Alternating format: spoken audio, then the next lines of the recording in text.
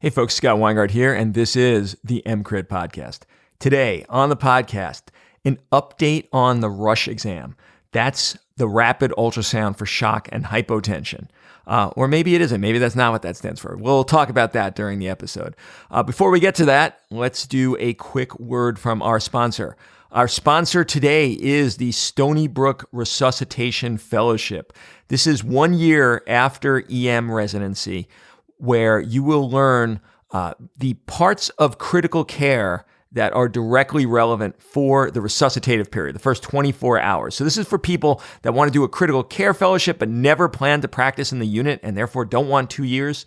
You won't get a certification, at least yet. I'm trying to get a resus certification made in the United States. We'll see what happens. But you will get so many valuable skills. You rotate through the ICUs of the Shock Trauma Center, the Stony Brook ICUs. You'll rotate in the resuscitation and acute critical care unit with me and Brian Wright, the fellowship director, and all the other attendings at Stony Brook. It is an amazing experience, and it also pays well because you will be doing shifts as an ED attending. So this is a very safe way to do your first year out as an ED attending, to do resuscitation fellowship and make a reasonable, I mean, not an extraordinary, but a reasonable salary, more than fellows would make in an ACGME approved fellowship where they're really bound to the PGY structure for pay. So good pay, great learning, 1 year.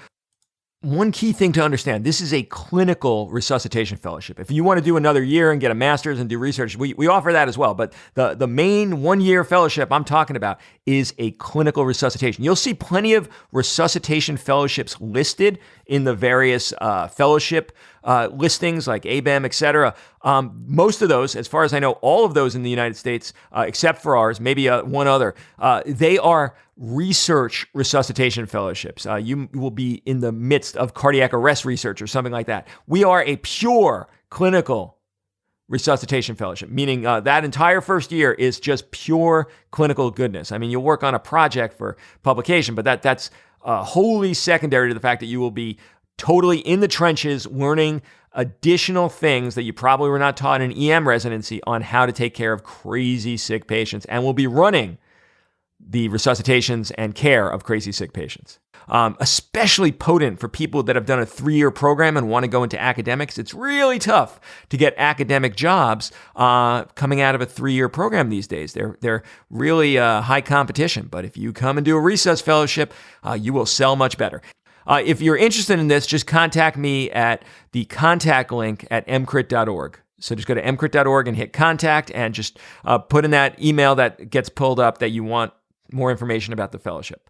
All right, now let's get to the show. So this is long due for an update. A lot of my feelings about the Rush exam have changed, have evolved. I got some new ideas about it. It's over 12 years old, so this is crazy. And, things are made more confusing because we created the Rush exam. We published it. We had it all out there on the web. And then another group published a similar exam with the same name. Baffling, inexplicable, but it leads to people being confused when they think they're doing my Rush exam in a literature citation. They're actually doing an article for an entirely different exam. It's annoying. So there's that. And if you want to see the original provenance, I'll have links to that. But the point is, the exam has evolved, and I could have talked about it alone, but it's always lacking a little bit of the imprimatur of expertise when you don't really have an ultrasound person there to make sure I'm not saying dumb shit, because I'm not an ultrasound person. I'm a critical care guy who likes to use ultrasound. So I got a brilliant ultrasound person to help me out, and his name is Jacob Avila. He is the host of the 5-Minute Sono podcast, which gives you ultrasound brilliance in 5 minutes. He is also a co-host of the Ultrasound podcast. He teaches extensively. He's going to Kentucky soon to take over as their ultrasound director. He is lovely. I've been wanting to get him on the podcast forever. We actually recorded an episode where I interviewed him on pericardial fusion and tamponade differentiation. On this one, he interviewed me on the Rush exam, and we're doing a simultaneous cast. It's going to go up on one of his 2 podcasts at the same time it's on EMCrit. And the reason I wanted to do it on EMCrit as well, I could have just directed you to his, is I want my audience to listen to his stuff because it's so damn good. So there you go. Check out the show notes for links to 5-Minute Sono and to Ultrasound Podcast. And let's get right to the Rush exam update. Scott, Oh my goodness. I can't believe that I'm talking to you about one of my favorite examinations, the Rush exam. I remember learning about this and seeing you at CastleFest. I think it was in 2014. Yeah, And it was the that first time sounds I right. heard about it. Yeah, no, it was super fun. I had a question for you. What was the impetus for creating the Rush exam?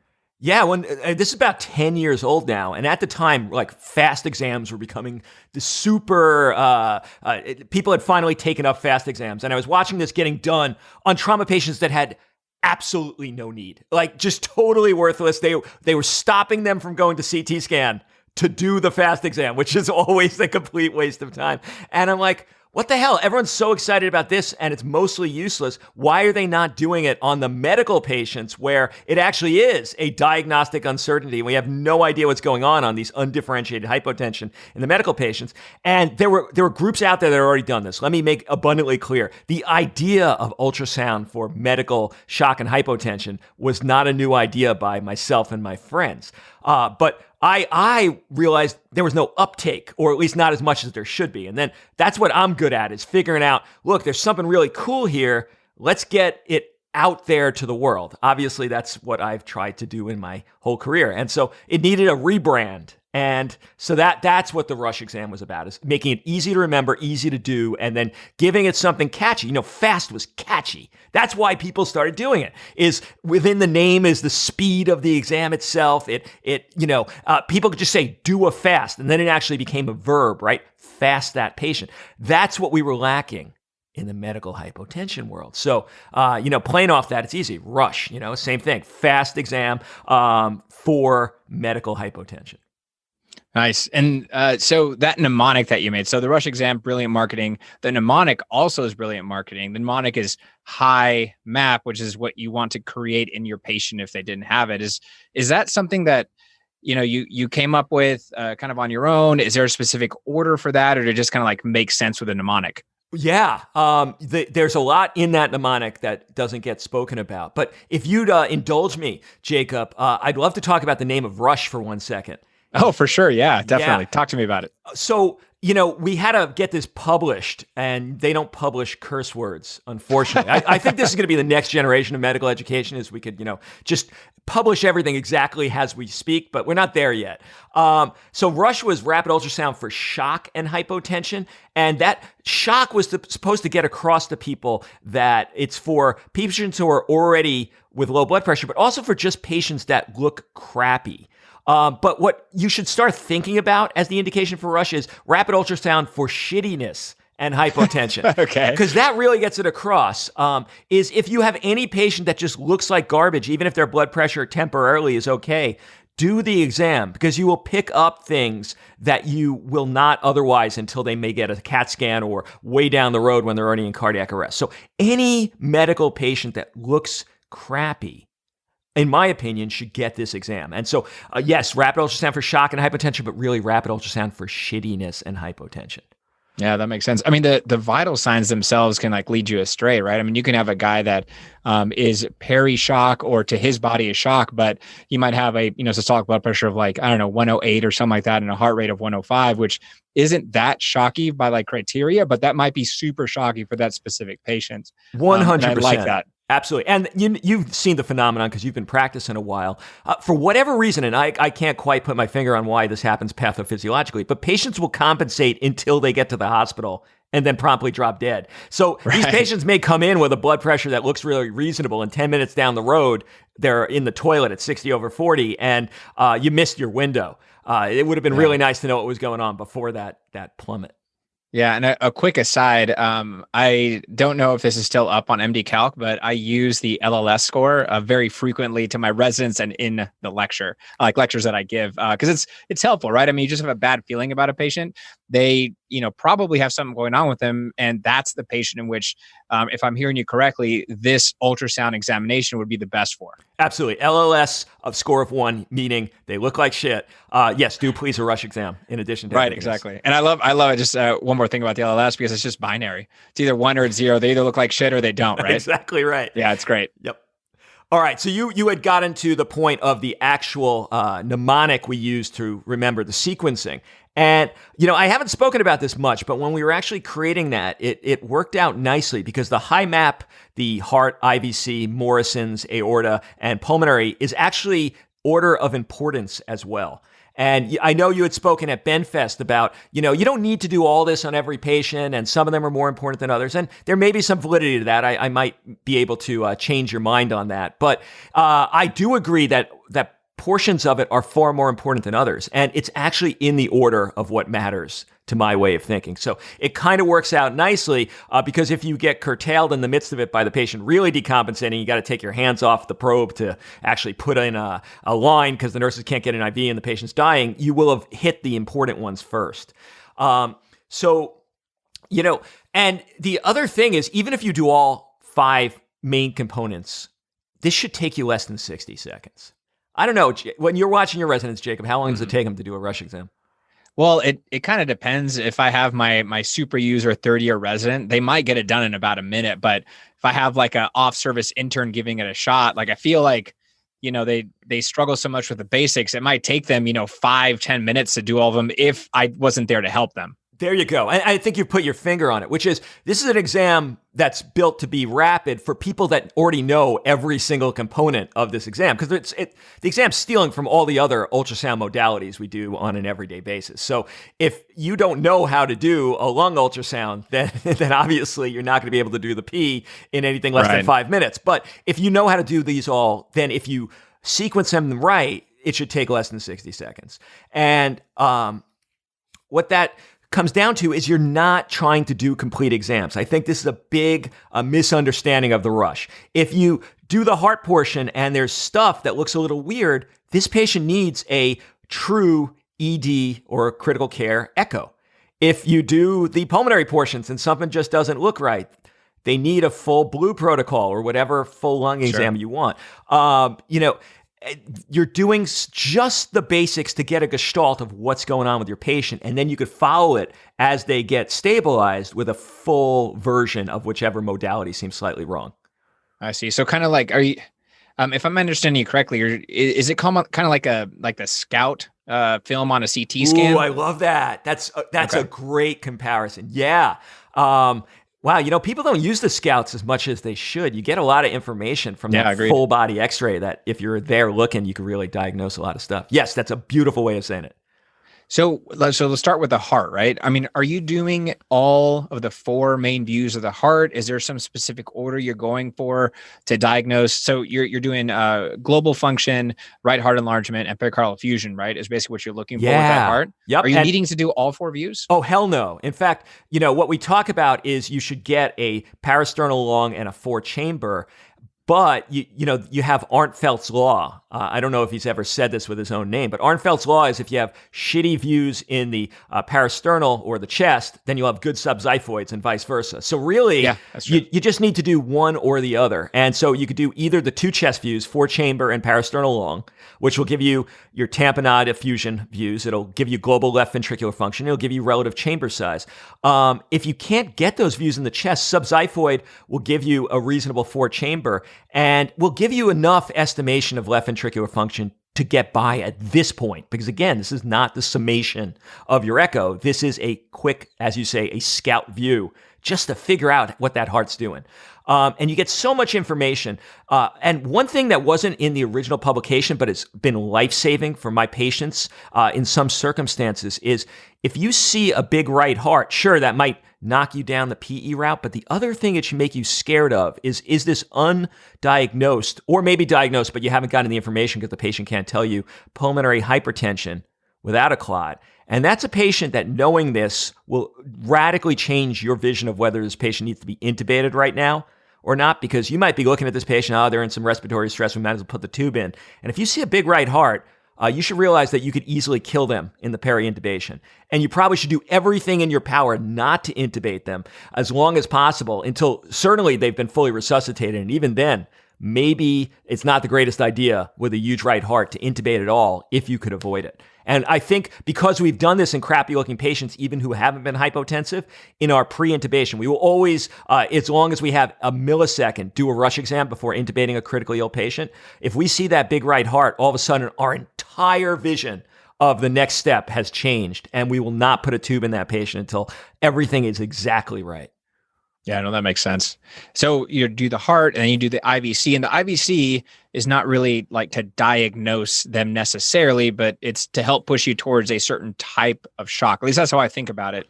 What are your views on the IVC? All right, so I fucked up here, and so this is like the one. I look back on EMCrit because the nice thing, as you know, from doing podcasts and the social media world, is you can't pretend you didn't say things. Right. That you said, 8 years ago. There's a record. You're on record. So I look back on EMCrit and I'm like, how many, horrible errors have I made? And the big category I look back on and I'm like, I can't believe I was saying this 10 years ago, was fluid resuscitation for things like septic shock. And now I was in good company because this was the national vision. We were like mandated by various sepsis societies to go this direction. So, I had people in that sinking ship I was in, but my views on this have totally changed. And so when I originally created the Rush, I was trying to just give people the impetus to just give more fluid. So of course I'd say collapsing IVC, give fluid. But my vision is totally different now. More literature has emerged saying we are killing patients by giving lots of fluid to them. So now I would say if you have a septic shock patient, give your initial fluid bolus if you think they need it and can handle it, and then stop, regardless of what the IVC is doing. They don't need more fluid unless they have external losses. If the patient's vomiting or they have massive diarrhea or what have you, sure. But other than that, if all the losses are internal, going from their intravascular space to their interstitium and their third spaces, don't replace that. We have better ways of handling it now. So, 20 or 30 cc's if they could handle it, and then probably stop. So now IVC becomes just as you say. For me, it's not necessarily an indication to give fluid. It's just an indication of what is going on with their right-sided heart pressures. It's a gestalt. If you see a iron pipe IVC with no variation and a big right heart, it's just an additional piece of information saying, wow, something is going on that's keeping that right heart from ejecting. If you see an IVC that is completely collapsing with respiration, you could say a few things. Chances are good if the clinical milieu matches that they probably could take a little fluid. It doesn't mean you have to give it. And the right heart pressures are low. And that's all you could say. It just adds an additional thing to your vision of what's going on with the patient. And don't start measuring. This is key.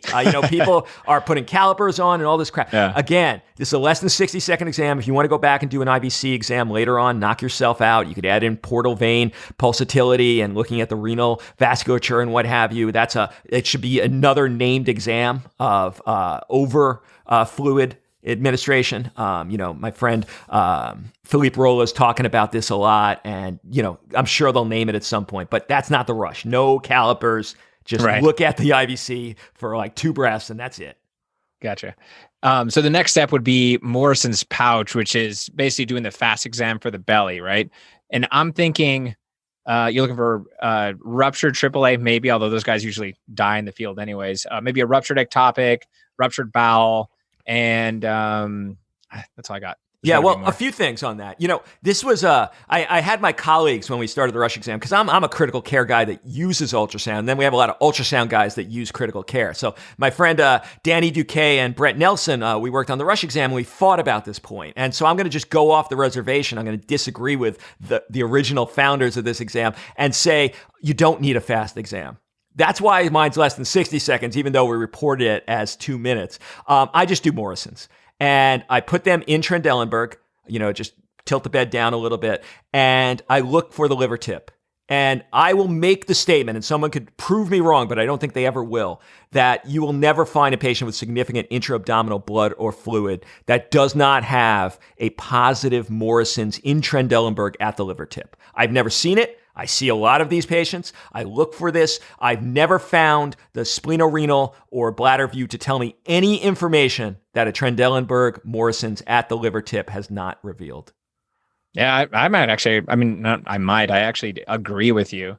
Will you miss a little bit of intra-abdominal free fluid? Absolutely. But are you likely to miss somebody that's in shock or has a LLS score of 1 with no fluid in the right upper quadrant? Yeah, of course that makes sense. I've never seen a sick patient not have fluid in the right upper quadrant. when the sickness is due to fluid. Absolutely. And if you put them in Trendelenburg, then it even changes the fact that there may be geographically located fluid that you would miss when the patient is flat. And there is one study on this showing an increased sensitivity of Morrison's when they're in Trendelenburg.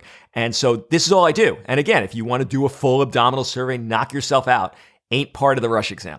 So this is how you get down to less than 60 seconds, just one shot. And just as you say, you're looking for free fluid. And don't assume it's blood in a medical patient. It could be ascites. If there's a lot of free fluid, the pro move is to put them in a position where you could find a pocket and just stick a fine gauge needle in there and see, wow, it's clear fluid or it's blood. And that will radically change your entire vision of what has to happen with this patient. So are you doing like in like a skinny patient? Are you doing like just an IV, like an 18 gauge IV and putting in there? What catheter are you using? Oh, not even putting a catheter in. I'm just putting a syringe, a 22 gauge, 1.5 inch needle. And just like you do a peritoneal tap on a cirrhotic patient. But if you could find a pocket, sit them up in whatever position you like.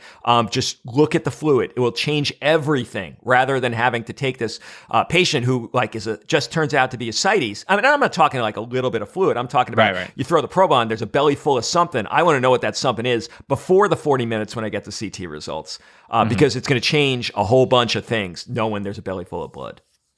Yeah, sweet. So the next one would be the aorta.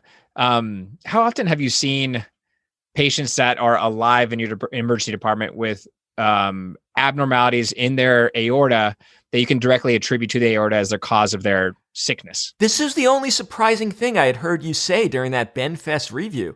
I see this, not all the time because these are not, but I see this enough to make this very worthwhile. Most of these patients will be complaining of some form of vague abdominal pain or flank pain, but we see a lot of patients we catch before they actually have a full rupture. And some of them have a little bit of free fluid. They had a tiny rupture and some of them don't. And you're just catching them at the point where the walls have gotten so large that now they're complaining of pain syndromes. Which is why, again, shittiness may precede the hypotension.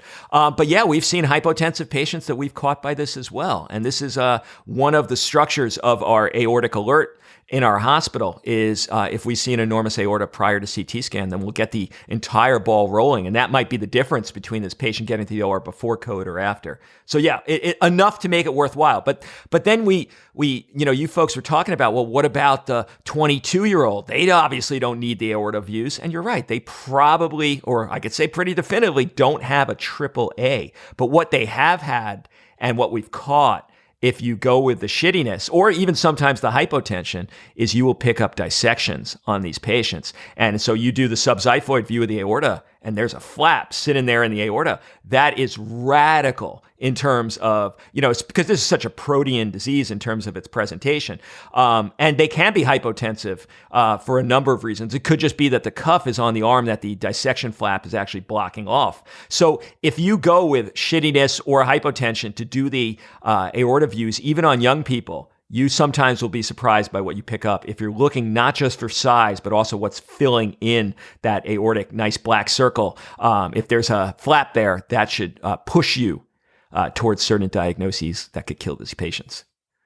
Yeah, that's fair enough. And the aorta, in all reality, is not that hard to see on the majority of patients. Yep. You can at least get, the just infrarenal portion of it, which is the part of the aorta that's most likely to be diseased, at least as far as the AAA goes. Yep.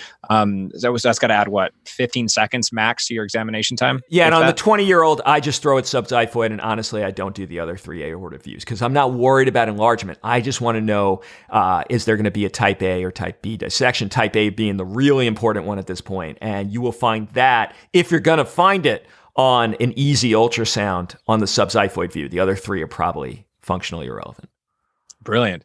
Now, the last part is my favorite part of ultrasound in general. It's a pulmonary examination. And I could spend, 30 minutes examining every single rib space in a patient because I like it that much. When you are doing the rush exam, what exactly are you looking for? Yeah. So this is so funny because the speaker you had at BenFest, was her favorite. She starts with this. This is virtually useless for me, which is why I put it so far down the end. For shittiness and hypotension. Look, I am a avid Blue Protocol guy. And if I want to know why my patient has dyspnea, I'm all over it. Let's look at every part of that lung. Let's do a 10 space exam. No worries. I'm game. Let's do it. It's not part of the rush. The rush is for me, basically just the subclavicular views. And I'm just looking, is there a pneumothorax that I'm missing, especially if the patient had a previous procedure and now they're decompensating in a department after someone decided to do a subclavian. And just a gestalt of, are they so filled with interstitial edema that it's made it up to their anterior chest? Because that's a valuable piece of information, right? That goes along with cardiogenic shock. It tells me if they are an A-line pattern and I have a big right heart, okay, maybe I'm going further down the idea of this being a patient with pulmonary embolism. It's just that good a gestalt. If this got left out, very little would be lost. It's very rare to find the tension pneumothorax as the cause of hypotension in a patient who's not intubated. Some would say virtually impossible. It's only the intubated patients that get hypotensive, which is why it's the end of the high map. And I love lung ultrasound, but it's not really crucial for the rush exam. And I'm definitely not making my fluid choices about whether or not the patient has B-lines. That is irrelevant to me. They might have B-lines from SIRS, changes in their lungs or pneumonia. They might have absent B-lines, even though they may very well be hurt by fluids. So this is, again, a paradigm shift in my practice. I don't care about the lungs that much for fluid resuscitation. Right. Well, what about looking for hemothorax or a pleural effusion? Have you ever found that to be helpful? That I will put in the category of the blue. And so if the patient's having decreased SATs or dyspnea, then absolutely we will do those views. A trauma patient, hemothorax is a wonderful thing. That's one of the benefits of FAST that actually is helpful, especially when you're looking what cavity are they bleeding in, what cavity they're bleeding in. Not as helpful. We put it in the original rush because if you're going to do the whole FAST, you might as well look up in the chest. But since I'm only doing Morrison's, I'd only be looking at one of the sides of the lung. So yeah, you knock yourself out. Usually you get it as a bonus just by the top portion of the kidney, but I don't care that much for the rush.